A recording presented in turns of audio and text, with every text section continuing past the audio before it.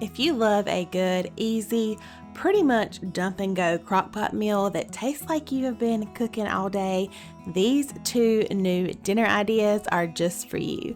I have a stew beef with mushroom gravy recipe that I'm going to share first today, and then make sure you stick around because I have one of my most favorite soups that I love to make in the fall and winter. It goes great with some French bread. Y'all are going to love these recipes. Let's get cooking. All right, so I have about 2 pounds of stew meat over here. And you can totally brown your stew meat up on the stove beforehand. I'm not going to today. I'm already getting a late start as is. So we're just going to dump in our 2 pounds of stew meat. Go ahead and kind of break it up a little bit. That way when we add everything else, we can kind of stir it in there. But like I said, if you want to, you can brown it up in a skillet with some olive oil just to brown those outside bits, but you don't have to. All right, we're gonna move that to the side just for a second. Let me grab a bowl. We're just gonna add 2 cans of cream of mushroom soup. Next to that, we're gonna add 2 packets of the McCormick brown gravy mix. I am using the one with less sodium. Of course, we have a lot of sodium things going on here, so this is all we're gonna add. As far as seasonings, I'm not going to add any salt or pepper or anything like that. We do have 1 more packet of something else too. And then lastly, I have 1 packet. It's the Lipton. It's the beefy onion soup mix. We're going to add that in as well. Okay. And then I'm going to add about 2 cans worth of water, because we want a lot of gravy with ours. I'm gonna go ahead and whisk everything together, or fork everything together. I don't know if I told y'all, but I have no whisk as of right now. And I keep needing to order one or pick one up, and I keep forgetting. So fork will have to do for now. All right, we're just gonna take all of our seasoning and soup mixture. I'm just gonna pour it right over top. I'm gonna go ahead and kind of gently stir everything around a little bit before we add our last ingredient. And then last but not least, this is totally optional, but I thought I would throw in some fresh mushrooms. We love mushrooms, and I thought, what could go wrong with adding these to some beef stew? Okay. These are washed and clean mushrooms. I actually have 2 packs. I'm trying to decide if I should add both packs. I think I'm going to, because I know the mushrooms will cook down a whole lot. A bunch of mushrooms, oh my goodness. If you don't like mushrooms, don't add the mushrooms. Stir those down in there. Our crock pot is full. Alrighty y'all, I'm gonna pop the lid on here. Like I said, of course we're getting a late start like always. We're gonna cook this on high, I don't know, 4 or 5 hours. I'll check back in, and of course I'll let you know what we end up doing.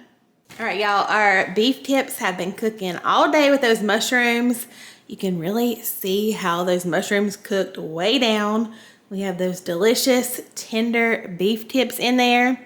I do want my gravy to be a little bit thicker, so I think I'm gonna make a little cornstarch slurry to go in here. So for my cornstarch slurry, I just have some cool water over here. I'm gonna mix that with some cornstarch. Just gonna go ahead and pour that in.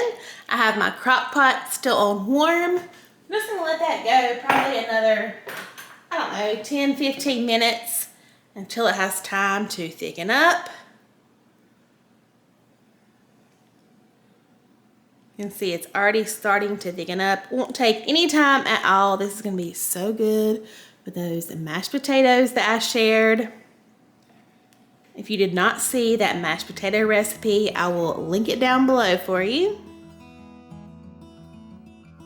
This was a perfect wintertime dinner. Like I said, with these mashed potatoes, that stew beef, all those mushrooms, they just cooked down like I hoped that they would. And this meal just went together perfectly. I hope you'll give this one a try.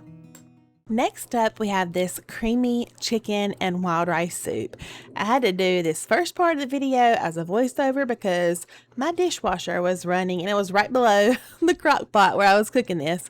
So anyway, I just have a few chicken breasts placed in my slow cooker. You really need about 2 chicken breasts. You'll see why here in a little bit.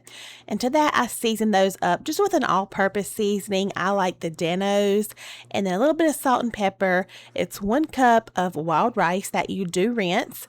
It's going to be 3/4 a cup of chopped carrot, 3/4 a cup of celery, and then some diced onion. To that, we added some chicken broth and some water and cooked that on high. Alrighty, y'all, our soup has been cooking. I think I cooked it on high about 4.5 to 5 hours. These were some pretty big chicken breasts in here. So now they are super tender. I'll try to get them out of our crock pot. We can go ahead and chop them up. I'm gonna go ahead and grab those bay leaves while I'm thinking about it. Since I see them, go ahead and take those out of there. And y'all, I don't know what was up with me today. I kept forgetting everything.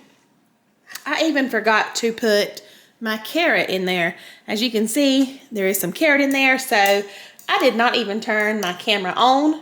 I was literally running out the door to go get kids, and I chopped the carrot up and threw it in there.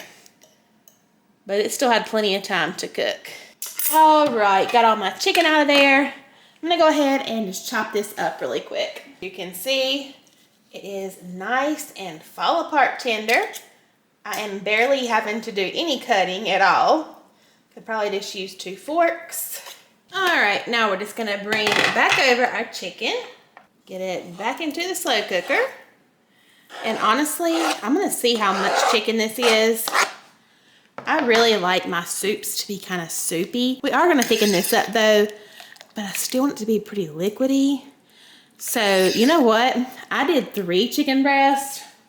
I still have a good bit of that chopped chicken right here. I'm just gonna save this. This will be perfect in a chicken casserole or anything savory like that tomorrow, a chicken pasta. I'll figure out something to do with this, but this is kind of the consistency. I know I'm using a fork.